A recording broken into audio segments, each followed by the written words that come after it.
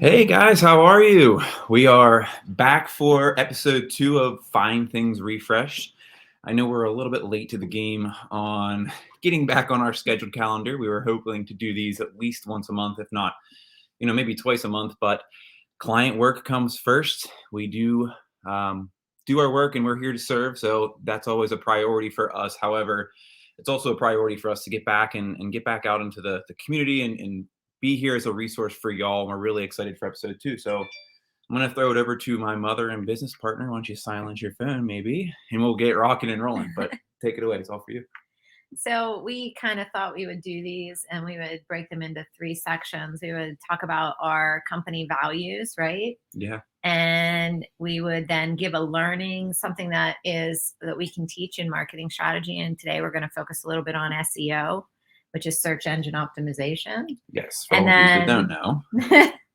The last thing we're going to do is do a Find Things shout out, which is either a shout out to one of our clients or something that we believe is a fine thing that's kind of enriched our lives. So I guess we'll start with the always learning. So one of our core values at Yazoo is to be always learning. In fact, we used to do a Monday motivation kind of email to everybody on our team, and we haven't been doing that. So we need to get back to it. But like it's a core value to me and my life. It's a core value in our business to constantly be learning. The beauty of that too is it's not always focused on work. No. And I'm really excited to share with you guys a newsletter that I found, something that I look forward to every day. It's an email that I get at 6 a.m., but it's called Why Is This Interesting? It's a newsletter that you can sign up for. It's free. And it is not geared towards anything in particular. In fact, it's kind of random. They have anything from fashion to sports to history, geography, business. It's a fantastic newsletter that you can just kind of get your brain moving in the right direction. You find things that are truly interesting in the world that you never really thought about before. There was an article recently on like the arrow wheel design and how that's been impacted by fashion, how that's been impacted by business, how it's been impacted by science. But again, it's something that I thought was useful for, business at Yazoo, because again, it just gets your brain moving in the right direction. And all kinds of fine things in there. A ton of fine things in there. And it's the beauty of it all is it really is leveraging into the values that Angie is talking about, which is always learning. But it's another thing that we go to our clients for. And what we tell them is, to be interesting, you need to be interested. So if you aren't interested in your business, it's very difficult to appear interesting to your community and to your clientele or your potential prospects. So, yes. It's just about staying in that state of mind and staying interested. That way you appear to be more interesting to your clients, your community. But again, if you guys have a second, I would check out that newsletter. Why is this interesting? Why is this interesting? The other thing I always say about learning is that it makes for a good conversationalist. And when you're in business and you are going to meetings, and let's face it, we've been COVID for, so long that I think a lot of us got out of the ability to go to meetings and, generate conversation, that whole warm-up process. And these kind of things really help you. If you're interested in learning and you're constantly learning, you become a better conversationalist because you can hold a conversation with all types of people. And it's super important, no matter what you do, what you're trying to do, to be able to hold conversations and be interested in other people and to be able to contribute to a conversation. So one of our values, again, at Yazoo is be constantly learning. So I think it's can't wait for the next episode of the newsletter.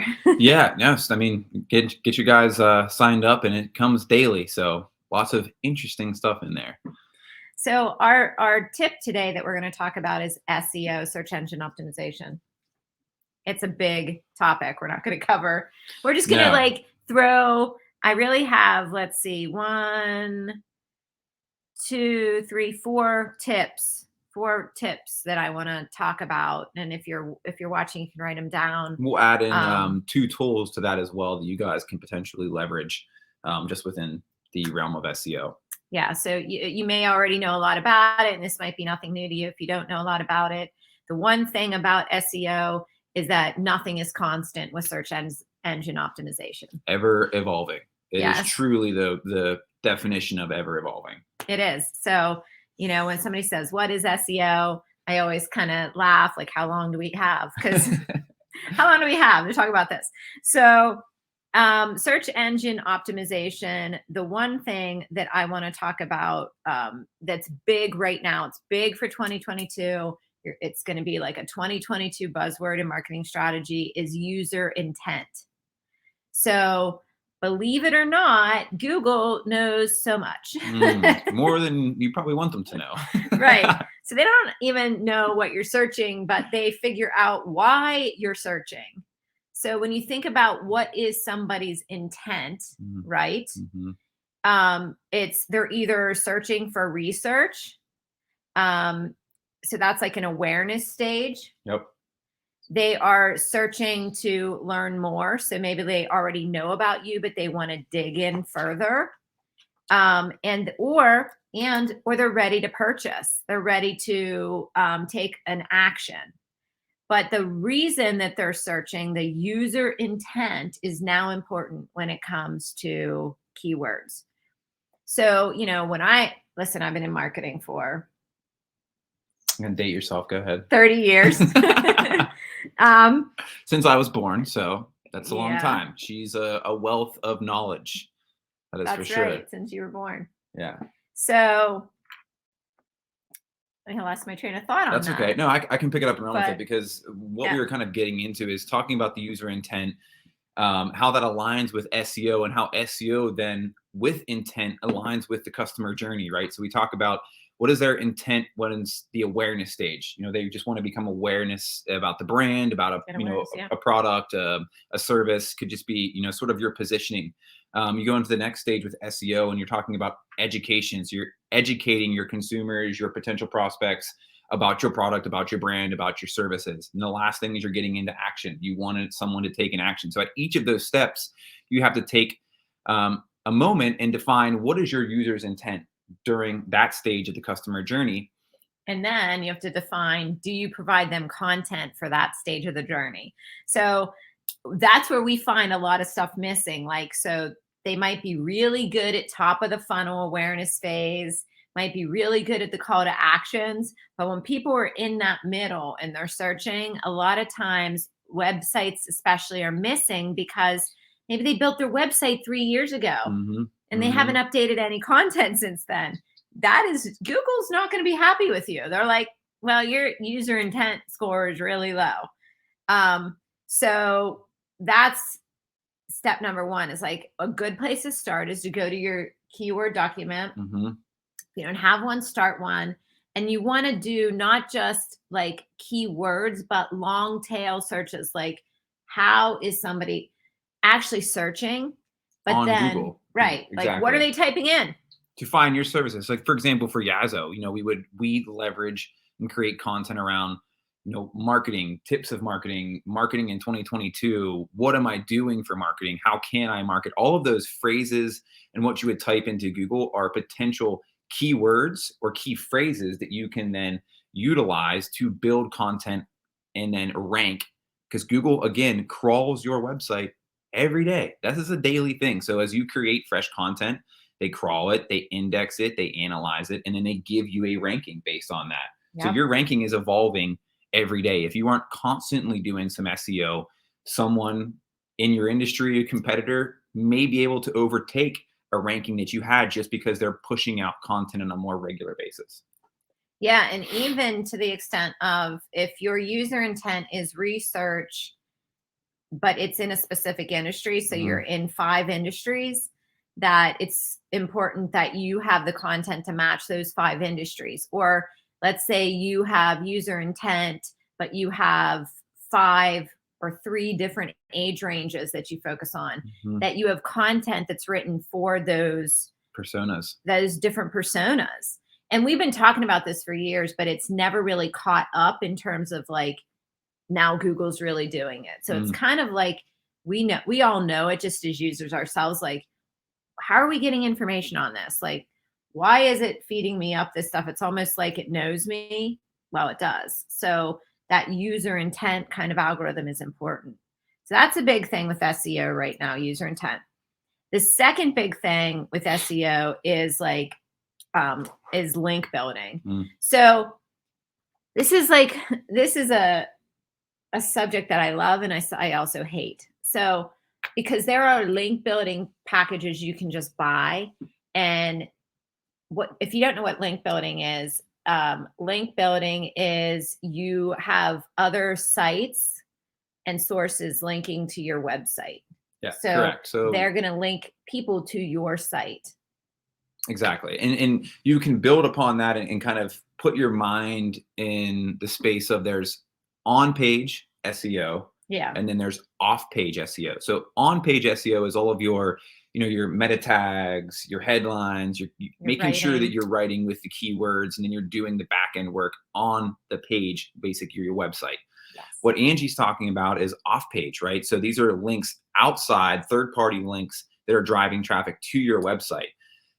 The, I guess catch-22 here is that just having links that are driving traffic to your website is not always a good thing, because you could have a plethora of links that are low quality, meaning they aren't relevant to your, your website. They're not the right topics. You're just trying to get links to drive traffic. That actually will negatively impact over time. It might not at first. Like you could have a big bump, but it's not going to stay. No, and that's kind of where people get caught up, right? They purchase these link building packages. They never really put the time and the research in to say, hey, I want links within this industry or this vertical or this topic, and I want them to be quality rankings. And they don't really understand what they're buying, because they just buy a bulk of 15 links a month or 10 links a month, which could just be obscure blogs with actually no relevance to the topic that they're really trying to drive traffic for. So yeah, link building, again, we're just touching the surface here. Link building is an area that a lot of folks will come to us with really just uncertainty, because they've never really had a time and the opportunity to understand what it truly is. And you can try, if you're just a small company, you're just a small company, sole proprietor, you can try to do your own link building, like build relationships with joint marketing partners, with influencers, write articles, ask them if they'll publish it and link back to your site. Even, some people call it this, some people don't, but even like using and writing LinkedIn articles and then connecting to your blog is going to link people that are going to see you on that article back to your site. So there's ways to do it that is cost efficient. And we always want to start there. If, your marketing budget is, you have to be mindful of your marketing budget. Like, I understand that. And there's a lot of things you can spend this money on. Absolutely. And then the last two tips that we'll talk about tonight, this afternoon, are for SEO are page experience and voice search. So page experience now is a big part of Google. So, and you kind of want to connect it to the user intent. So let's say user comes to your site, they found you, your user intent, your keyword searches, all of that. Like, you've thought about that and you're writing appropriately, for your keywords, but then they get to your page and the page experience is really bad. So you kind of have to set up your page for what the experience is that the user intent wanted to have happen. And just to take a second really quick, when we're talking about page experience, we're talking about how fast the web page loads. So if it's a really slow loading page, again, that will negatively impact your ranking. When you get to the page, are there images that are on the page and they're also tagged appropriately? Do you utilize white space in video? How is the content broken up? Is it readable? Do you use bullet points? All of these things attribute to what is defined as page experience. Yes. And, part of it is you still need to consider doing some long form content. And I'll hear all the time, well, I don't want to do long form content because nobody reads anymore. but you can do things like, and I always say this wrong, but like accordion.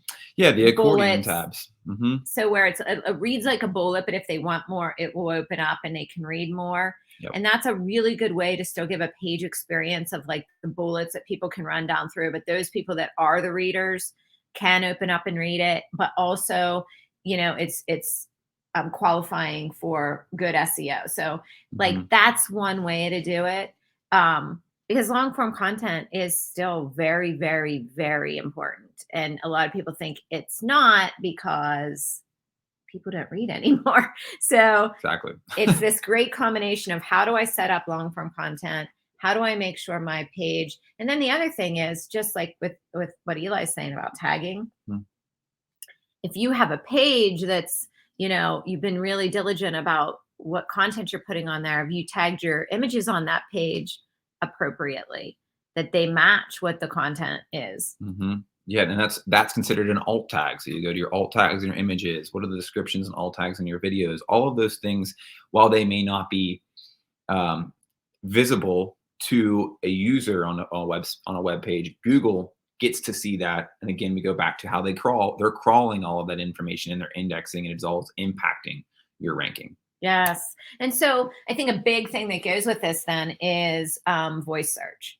So with voice search, you know, that comes in how people, what do they say? And this is a new form of research for marketers, because they're saying, we've always written what we type out in searches. What do people say when they're searching? Because I know for a fact that I'm searching all the time using voice now. So what am I saying into the phone? So sitting in a focus group, sitting in an internal meeting and talking about what are people saying into voice search, and are we coming up with that? And writing that into your keyword document is super important. It might be the same, but it might not be. You might get some new searches that you've never thought of before. And it is definitely going to be more long tail, obviously, because you're probably speaking a phrase into that. Exactly. So that's important. But along with that goes, if you're focusing on voice search and you're focusing your SEO that way, obviously that means more people are on their cell phones. So you want to be mobile optimized, which that's a whole nother can of worms, depending how you look at it. But no, it is really being built and being mobile ready first. Almost today is the new world that we're playing in, because more often than not, you're consuming websites on that device, not necessarily on your computer. Yeah. So just to go back over it, just to recap. So SEO, just some tips, quick tips. We can always chat with you if you want to go more in depth on what SEO really is all about, but nothing is constant. You want to make sure you understand user intent, that you spend some time researching how do people search for you, how do they voice search for you. Don't be afraid to go out and get a focus group, like even if it's 3, 4, 5 people, and ask them how would they would search for you if they were looking for your product, and write that down and take the time. And then that page experience, while you're doing that small focus group, have them walk through the page experience and kind of get feedback on that. A lot of times there are people willing to do this for free that will just, your friends and your family, if it's, if you're a B2B company, you're a business company, then maybe it's like people in your network. But that's a huge part of being able to be really budget friendly with really ramping up and stepping up your SEO, and then making sure that you have some way monthly that you're updating your content.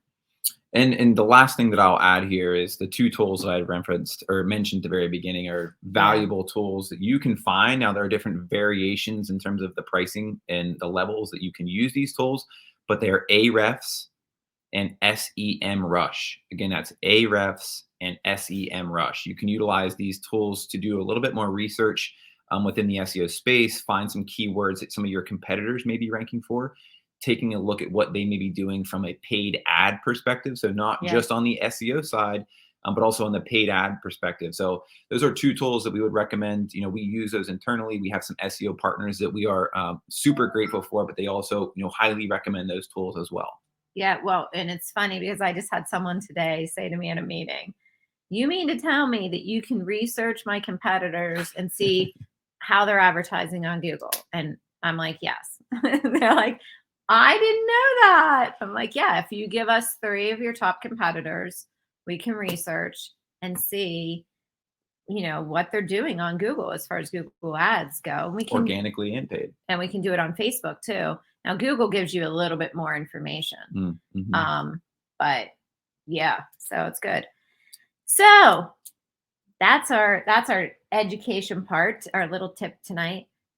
When we get into client shout out, we're going to shout out our fine thing tonight is actually a client. Yeah. Which we've been, blessed to have been working with now for going on, almost 2 years, I think. But this client, this is year. This is year 2. We're in year 2. We're in year 2. It's like a year and 3 months or something. Oh, well, who cares? Either way, this client is near and dear to us just because we've been learning with them. And we're really working with them on, outreach and repositioning. And this client is PA Careerlink of Southern Alleghenies. So I'm actually going to throw a little ticker across the bottom that we'll just track here as we talk about PA Careerlink. But if you have any interest in learning more about career services and the resources that they offer, their URL is at the bottom going across the ticker. But I'll throw it back over to you. I just want to have you give a little bit of background on who they are and what they do for our local community, the Southern Alleghenies region. Yeah, I think it's just great.